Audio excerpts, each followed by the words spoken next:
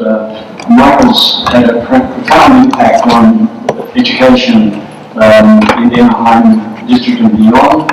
And I was just chatting with him about his passion and commitment to the whole concept of project-based learning. So I can't wait to hear what he has to say. But let me also introduce my co-chair for this conference, Kate Strauss, who's going to say a few words about Michael's amazing achievements, his resume. Hello. The Superintendent, Mr. Matsuda, has been honored with one of only 12 National Leaders to Learn From awards from Education Week magazine, the Visionary Education Leadership Award from California State University Fullerton, and the California Association for Bilingual Education 2017 Administrator of the Year Award. Before assuming the role of Superintendent, Mr. Matsuda spent 22 years as an educator in the Anaheim Union High School District. He served for 9 years as a trustee on the board of the North Orange County Community College District, and he was a founding member of the Closing the Orange County Latino Achievement Gap initiative. Mr. Matsuda co-wrote the Mendez versus Westminster Civil Rights Curriculum that is now used by school districts statewide. And he also served for 4 years as president of Californians Together, a statewide English learner advocacy network. Mr. Matsuda received his bachelor's degree in English from UCLA and a master's degree in public administration from USC. In 2017, he was awarded an honorary doctorate at the university from Chapman. It is a personal honor to welcome to the stage Mr. Michael Matsuda.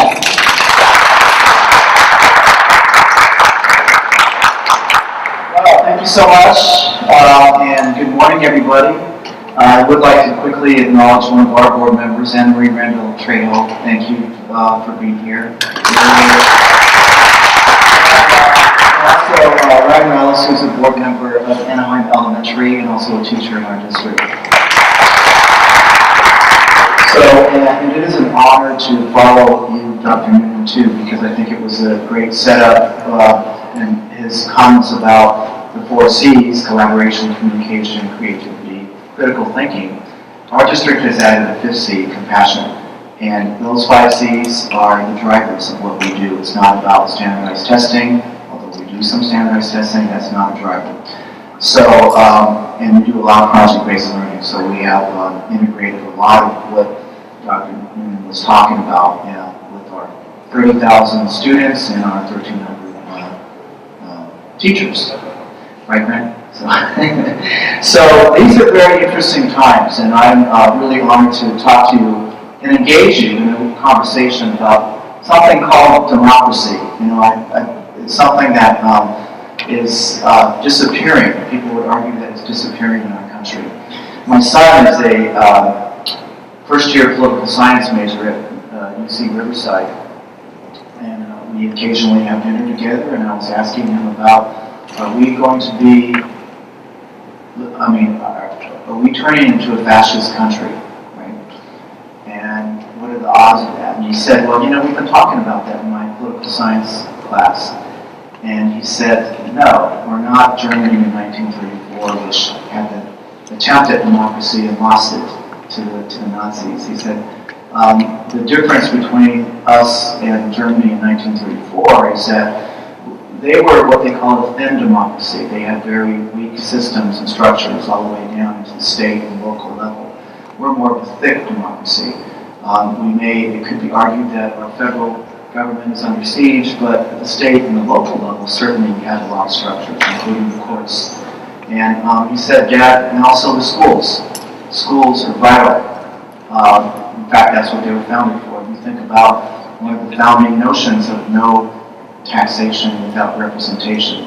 That's why we have local school boards who oversee our taxes and ensure through accountability and transparency that they are spent the way they're supposed to be spent. But more importantly, we need to remind ourselves that we have public schools to teach our kids, and especially our new immigrant kids, whose parents have suffered and come so far for this thing called democracy and an opportunity. It's very important that we remind ourselves how important democratic practices are. So that's what I want to engage you for the next 20 or 30 minutes on, and have maybe a little conversation about that. So I would like to share, first of all, why this is necessary, and make an argument for it, and then what we're doing in the Anaheim Union High School District, and then have a conversation with you. So I would like to start off with David Souter. He's a retired Supreme Court Justice, and in 3 minutes in 2012, he kind of laid the foundation for why.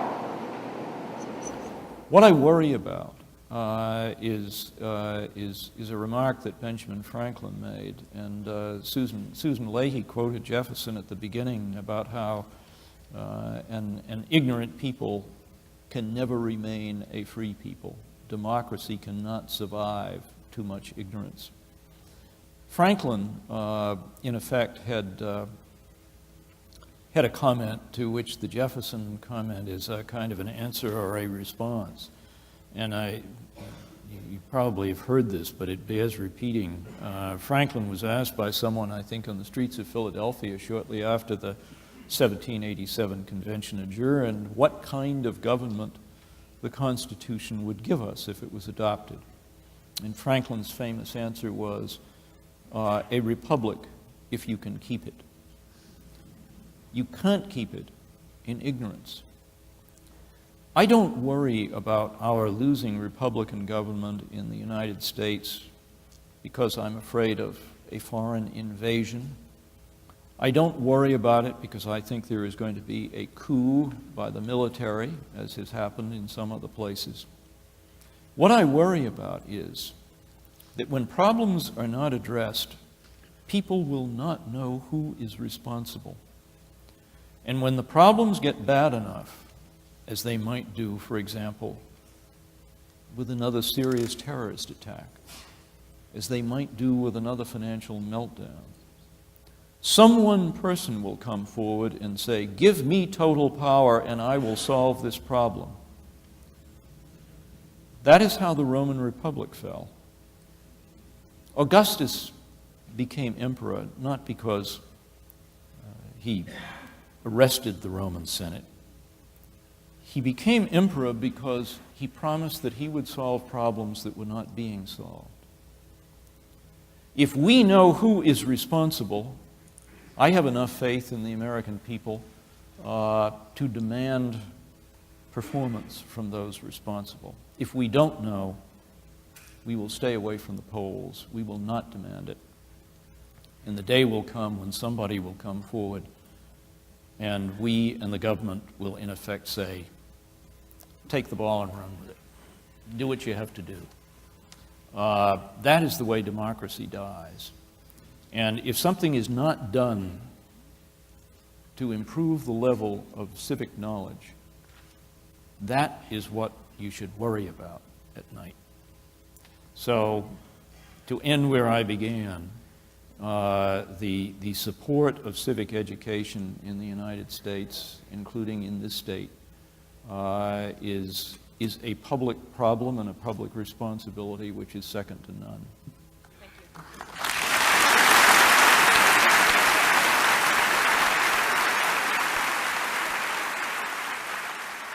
So parents are confused. They don't know who's responsible. And when that happens, we will see the thinning of democracy that my son talked about, which is a big danger to all of us in our future, in our kids' future as well. So to underscore this, I wanted to remind us too, there was a very popular book in the early 2000s called Bowling Alone by a Harvard professor. And it was a phenomenon about the erosion of social capital in America. This book was called Bowling Alone because he had noted that although at that time in the early 2000s, there were more Americans bowling, but there was a huge decline in bowling leagues, right? And people would say, well, so what? So this guy's a sociologist from Harvard, and he said that's not only in bowling, he used that as a metaphor, but many of the areas where Americans would gather to build social capital. You think about Kiwanis clubs and Lions clubs and Little League and all of that. an erosion of participation in those types of things. Churches as well, where you can build social capital. So where, fast forward, in the age of the internet, where people are becoming more and more isolated from each other, this is another big problem in terms of building democratic practices, where you build, along with these types of spaces where adults and children can make friends and learn from each other, you're building a thing called trust. And that's huge, because if the next generation of Americans do not trust in its institutions, then what? Right? Then again, you have a seduction of fascism and that type of rhetoric. Let's see. My wife and I are, my wife's a psychologist, and we were very interested in this whole, what's really going on here in America, right? How can we build more social capital? How can we use the institutions that we have in an intentional way to do that? And there was a speaker, he's out of UCLA, he's international, he's a brain expert on brain, the development of brain, something called emotional IQ. And his name is Daniel Siegel. And we had a chance to see him. Fantastic speaker if you ever get a chance to do that. And he tells a story about the Bushmen. He said, look, and I'm an expert on brain, and I wanted to know and really have a chance to talk to experts on humanity. And those are the Bushmen in Africa, because if you trace all of our DNA collectively, it goes right to the Bushmen. So he spent some months there with them, and around the campfire, there was a lot of what he perceived as happiness. People were really, when someone got sick, they all prayed for someone that got sick, and we had all intergenerations. Despite horrendous poverty, horrendous drought, war, famine, despite all of these other indicators which would lead one to think, well, these can't be happy people. But what is going on here, right? So what he did with the chief after he observed this, he asked him two questions. Are your people happy? And if so, why? And the chief looked at him, and he smiled, and he said, yes, we are happy. He said, why? He said, because we belong. Very profound, because he had noticed, like kind of the Native Americans, right, the sense of interconnectedness, right, with everything. And then his chief turned to Dr. Siegel and said, are your people happy? And do they belong? And Dr. Siegel shared that with us because he knows all the data in America and rich, so-called rich countries. There's a lot of unhappy people. Because there's the wrong drivers, right? We're told that if you just look like Kim Kardashian and if you have all these nice things, you'll be happy. And it's called the hedonistic treadmill of capitalism, right? I'm a capitalist, so this is not a speech against capitalism. But the wrong drivers, just as Dr. Newton said, we have to watch our drivers in K-12. They should not be about just testing in traditional academics, more about the 4 C's. So, and the other question he asked, do your people belong? Right, that's a very profound question. Do we belong? And what does that mean?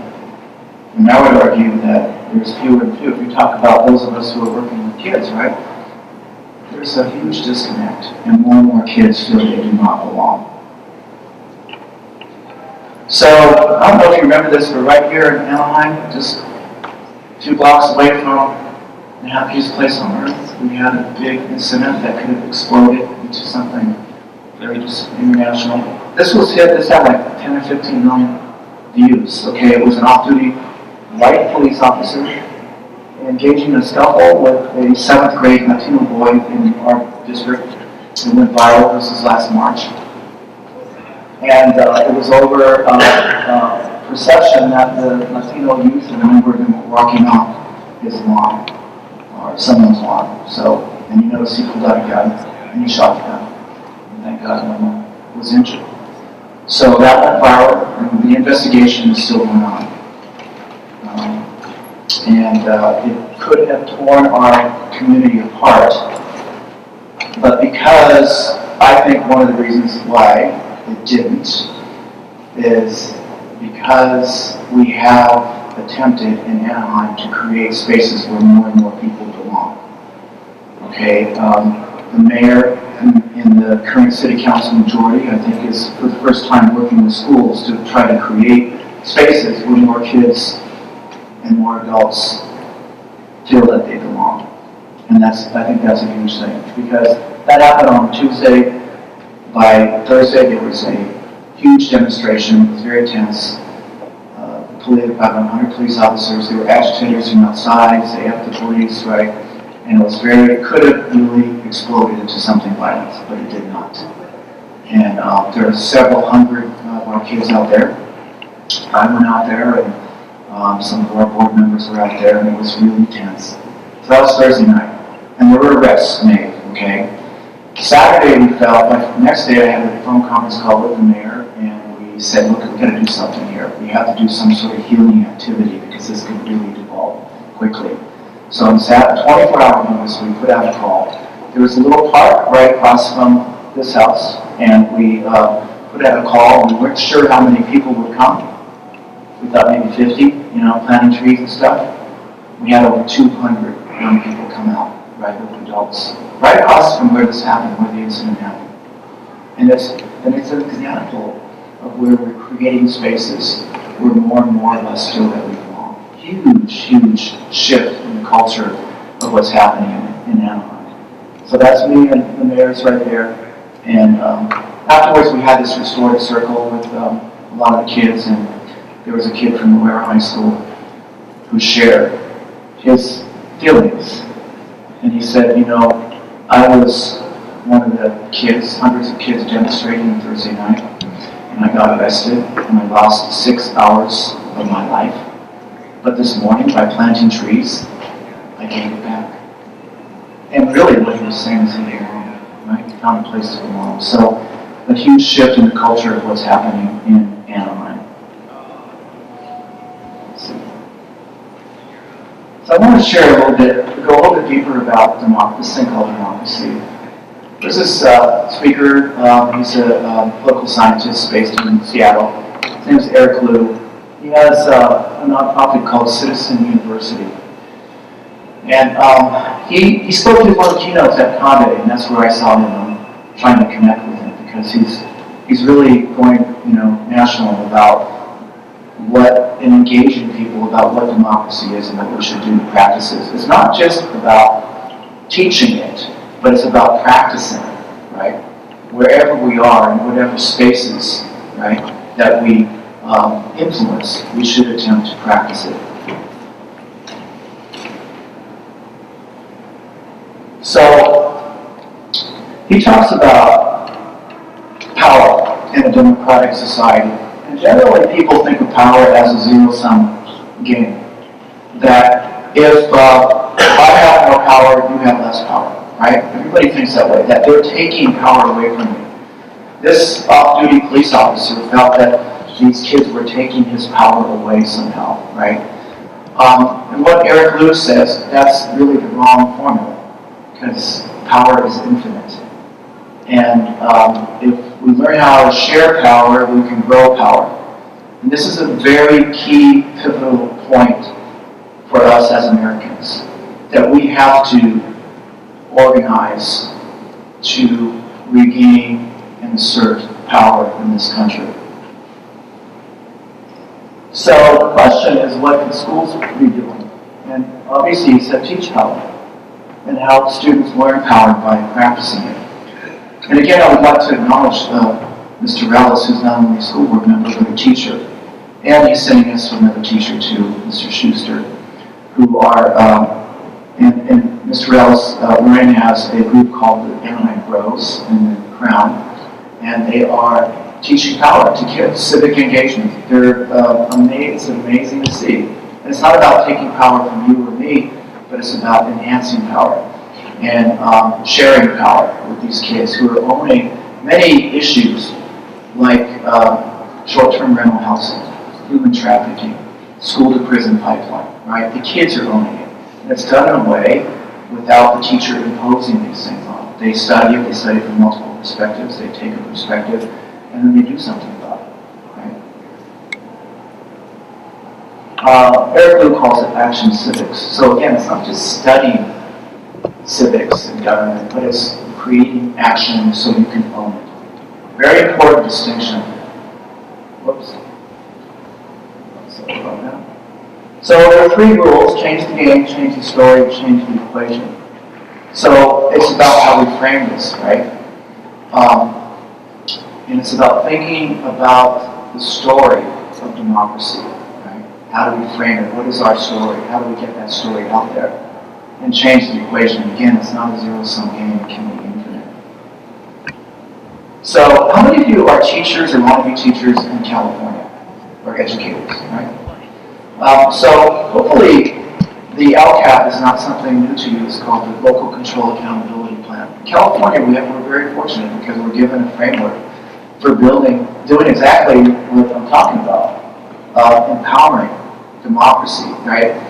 The LCAP is the game changer because before it was just all over the place in terms of resourcing our monies, right? This is a way to bring in the community to help identify what's important to the community. Again, expanding that sense of power out in the community. So the way it works is it adds a third leg to this. And this is why, in the context of power, this is helping us, Anaheim Union High School District, enhance our power in our name recognition, in our trust. And that issue of trust in social capital, right, is huge right now in this community because we've gone beyond the traditional. We've added what we call the third leg, and we went with this LCAP piece. The LCAP is the structure given by the state of California to determine how you prioritize your budget. So again, I can't say this enough, that power is infinite. There's a lot of people that feel disempowered right now, but we're living proof that you can expand your footprint by engaging the community and organizing the community. So just real quick, one example of what we're doing with that.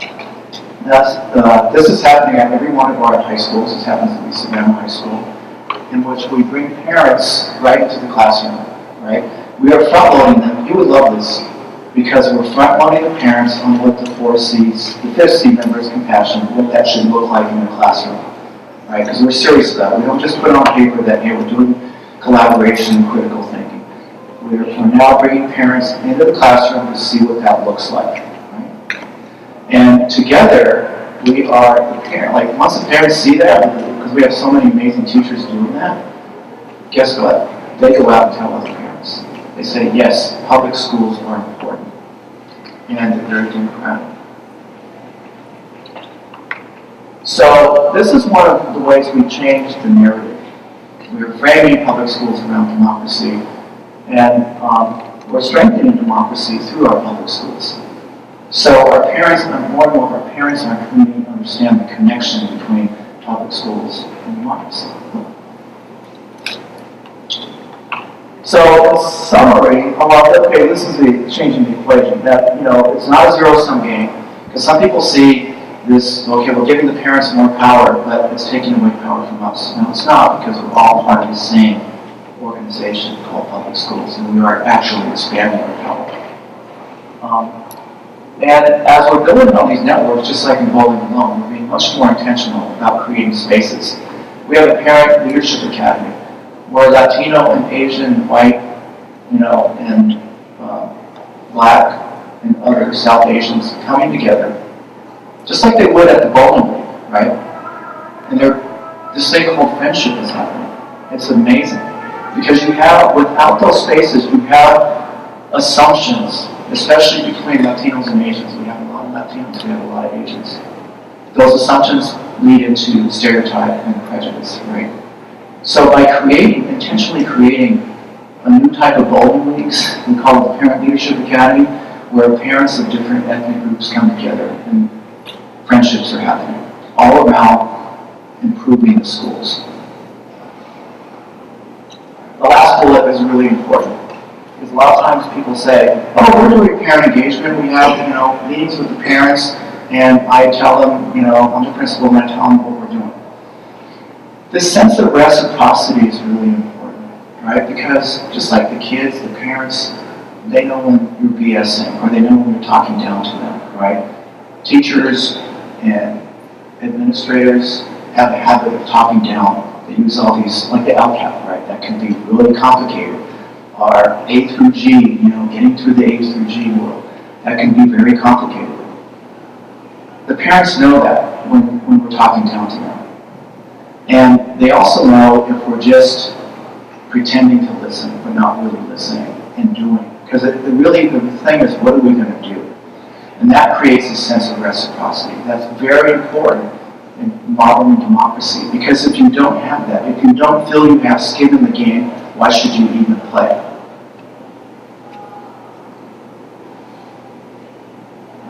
I'm going to pass this chart out because it's too big to go through, but you get a chance to look deeper at what we're doing. There are 3 prongs: parents, students, and teachers. And you're good to see all of that. I wanted to end with a quote from Paul Coe, because he's the guy, he's a former retired superintendent, and he's leading the state on this LCAP. And he's trying to, we're one of the model LCAP districts in the state. There are 11 that have been selected. We're one of the 11. But he talks about this word subsidiarity. First time I met him, he's talking, he's throwing out this word subsidiarity, and I didn't know what it meant. And I was asking our assistant super of education, do you know what that word means? And he said no. And then one of the others, chief academic officer, who's Catholic, because I guess this is a Catholic term, right? Subsidiarity. And he knew. But this is the word that they use, right? Because it's really about empowering on the most local level. And that's really what we're trying to do. So I would remind all of us that we are given the tools right in front of us. It's not like we have to start from ground zero to build this. We can build it around the LCAP. And if we're intentional about practicing it, it can begin right now. So, thank you very much. I want to open it up to some questions and, see what you guys think about that. Yes? You want to? I'm going to give you a chart. Okay? So you get a chance to see that. I'll go back to that real quick. Or maybe I won't. Okay. So I'll go back. So, that concludes my remarks. What do you guys think? Yes? I just started a job as a bilingual teacher in Texas, and a lot of the population is Mexican immigrant. Right. And I have not had parents yet. I think there's some concern, or I've heard things that the parents might not be literate, even in native language, Right. Spanish. Right. So, are there any accommodations in such organizations for parents who may not have literacy? We do the learning walks in Spanish and Korean and now Vietnamese, besides English.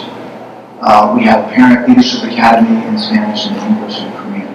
So that academy is 6 weeks, and we go deeper with a lot of this stuff because we want to organize the parents to hold us accountable for what we're saying and what we're doing. So that, and we'd be more than happy with this. So everything that we're doing, we're attempting to do with bilingualism and cultural competency, right? Because otherwise, why are you doing it, right? It's meaningless. I want to give a little quick story, everybody about this change, about thinking about the change, because everybody's heard about the fish story, right? So. And I'm sure you're going to start nodding your head because it goes like this. What we've done is we've added a twist and this goes back to your message as well. So, there's a lot of hungry people out there. So if you give a person a fish, he eats for the day, right? You guys all heard that. You give the person a fish, he eats for the day. If you teach him how to fish, he eats for a lifetime. And usually it stops right there, right? Teach him how to fish, he eats for a lifetime. We're going to teach him how to fish. But there's another piece to that. If you teach them how to learn, not only does he eat for a lifetime, but he doesn't have to eat fish every day. So what we're trying to do with BUHST is teach kids how to learn. Right? It's a very complex world ahead of them. And I think going back to the 5 C's, that's really teaching children how to learn. And that's our challenge. And within that, because if we can do that right, we are strengthening our democracy. Because within collaboration, communication, character, critical thinking, all of those are foundational pieces to have what David Matsuda was talking about, right? If we can teach kids then how to be critical thinkers, how to communicate civilly, that's going to help them as adults, right? When they go out and vote. So the 5 C's are really important to building democracy. Yes, sir. How have your teachers reacted to the parents of learning walkers in regards to maybe classroom, interruptions or something? Well, that's the big question right there. Everybody hear that? How the teachers reacted to the parent learning walks? we did not impose it. Initially, it was volunteers, right? And same thing with the parents. We did not want to bring, the first year, we did not want to bring parents who were out to get certain teachers, right?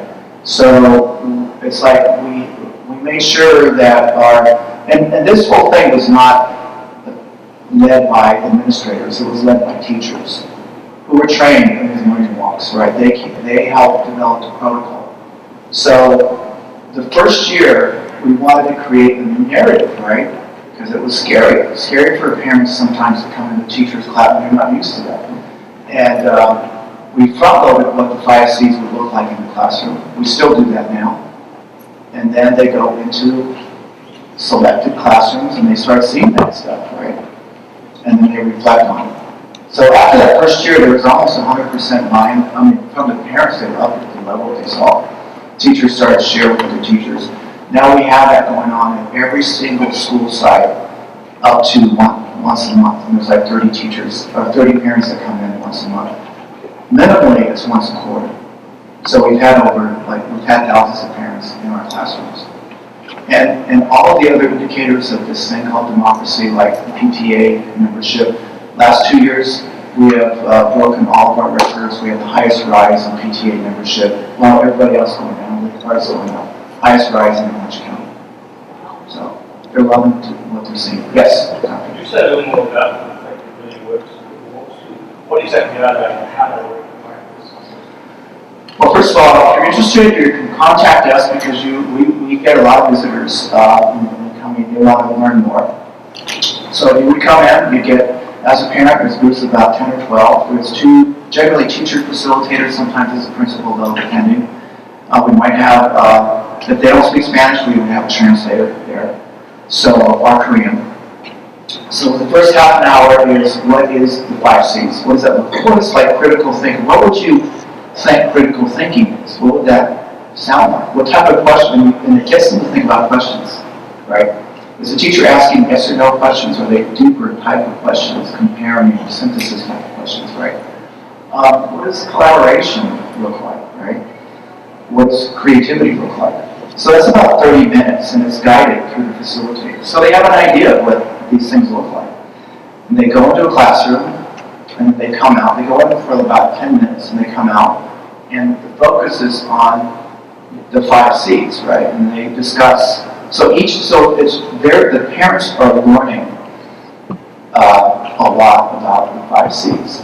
And they go into 4 or 5 classrooms, and then they have a group debrief at the end. And it's a small enough group, 10 or 12 parents, right, where they can go deep. So one of the questions might be, what can I do at home to support this? Like they think about the dinner table type of questions, right? And then what can I do if my kid's not getting this? What can I do, right?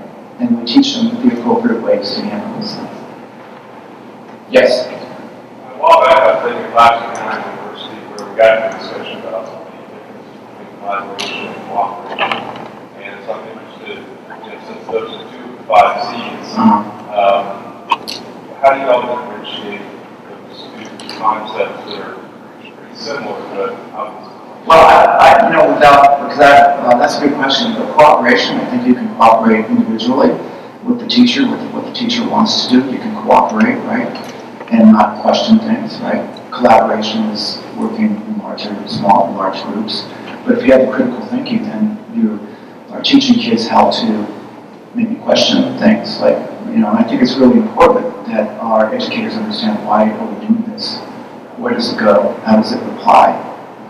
And you may not have the answer. There are some things, especially when you get into math and stuff like that, it's hard to give, the accurate, applied answers. But we want our educators to think about that. Yes? I'm in teacher education, and it's so nice to hear this, because so much about schooling has been standards and content. So, if you're talking to people that prepare teachers, what do you want us to do to turn out teachers that can work for your district? What do we want you as teachers to do? As teacher educators. Teacher educators to, I think, begin with what Dr. Newton was talking about, is how do we design lessons to bring in the 5 C's. And I would encourage you to think about what is compassion, right? Because we focused a lot on self-esteem, meaning I can have high self-perception and not really care about anybody else. Okay? So we have a whole generation of young people called millennials, right? Right? So that's a disconnect. And we as educators have to look at ourselves. So we think that fits C. So what I think Dr. Noonan was getting to is, that thing he called the tapestry, right? Those are very, very good exercises. And we've been doing that for 3 years now with our teachers. They're really looking deeply at how to integrate the 5 C's into school lesson. And if you think about that, at the end of the day, we've had a number of universities studying what we're doing. Because if we can integrate it into a lesson, that becomes a grade. And rather than a summative, state test or federal test, sort of, that being what your score is your SAT. Who you are is determined by your SAT score. That's not where we're coming from. Yeah. Anything else? Well, again, I see 2 of our featured speakers are in the house, so 2 of my very close friends. So I will finish. I'm done. Thank you very much.